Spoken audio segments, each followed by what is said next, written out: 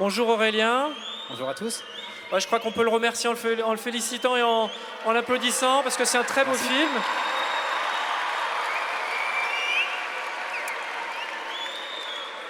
Alors, Aurélien, réalisateur de films et peut-être aussi un petit peu scientifique, quel est votre parcours pour Alors, arriver à ce film? pour résumer, en fait, le parcours, c'est que pendant 10 ans, j'ai accompagné ce genre de mission en tant que chercheur, en fait, assistant de recherche. Et puis après, peu à peu, je me suis tourné vers le film. C'est pour ça que je connais un petit peu les principaux protagonistes, dont cette équipe que je connaissais aussi déjà par le passé. Alors ce film, il décrit quelque chose d'un peu, pourrait paraître un tout petit peu étrange, parce que vous avez choisi de mélanger de l'archéologie et des oiseaux, c'est-à-dire la science des oiseaux, c'est l'ornithologie. Quel est le lien entre l'archéologie et l'ornithologie? Alors pour répondre à la question, je vais repartir de la question centrale de départ de David que vous avez vu au début du film. Et en fait, David, il se posait la question clairement, comment une petite espèce comme ça peut supporter ces variations de climat, avec l'idée que dans le passé, elle en avait déjà subi de beaucoup plus conséquentes. Et c'est pour ça qu'il s'est entouré, David, et il a cherché des disciplines qui pouvaient l'aider. L'archéologie en fait partie, mais comme vous l'avez vu, ça n'a pas été très loin, puisque bon, ça fait partie on va dire, de l'enquête scientifique. Édouard n'a pas pu déceler de traces d'émergules au-delà d'une certaine date. Donc en fait, on va dire c'est le jeu.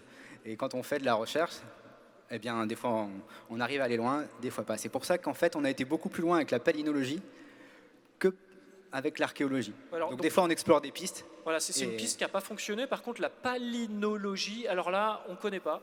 Qu'est-ce que c'est que ce mot bizarre?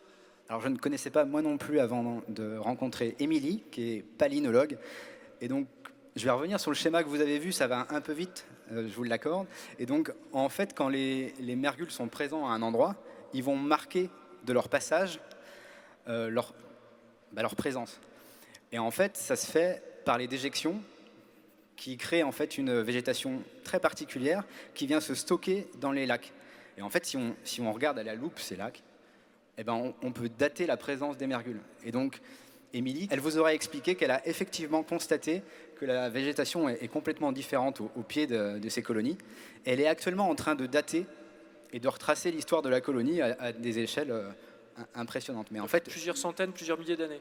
Voilà. Mais en fait, c'est un travail qui est sur le long cours. Là, on vous montre ça montre une démarche scientifique à un point donné, mais il faut savoir que c'est un travail en collaboration qui se poursuit sur des séries à long terme. Donc il y a eu une expédition que vous avez pu filmer, il y en aura d'autres.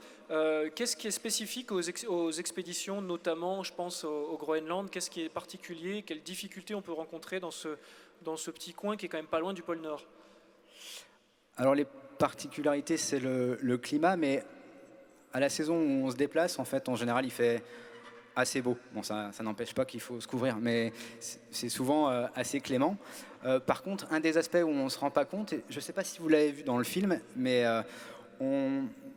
quand on se déplace, vous avez peut-être vu une arme derrière. En fait, on ne peut pas se déplacer sans être armé, parce qu'en fait, il y a des passages d'ours, et donc ça, c'est une contrainte qu'il faut prendre au quotidien. Parce que les ours polaires sont potentiellement agressifs. En tout cas, quand ils ont envie de manger, ils peuvent aller grignoter les scientifiques. Et donc, le seul moyen de se défendre, hélas, c'est ce fusil qu'on voit par moment. Oui, voilà. En fait, il se passe rien la plupart du temps, et il s'est d'ailleurs rien passé. Mais par contre, c'est vrai qu'on les croise de temps en temps. Et en fait, sur un mois de présence là-bas, on n'a pas eu de rencontre, sauf un matin où on en a eu 8 d'un coup. Et donc 8 ours qui débarquent, voilà. Qu'est-ce qu'on fait? On se réfugie dans la maison? Et donc là, vous avez une cabane qui est une cabane de chasseurs qui nous est prêtée pour les besoins de l'étude.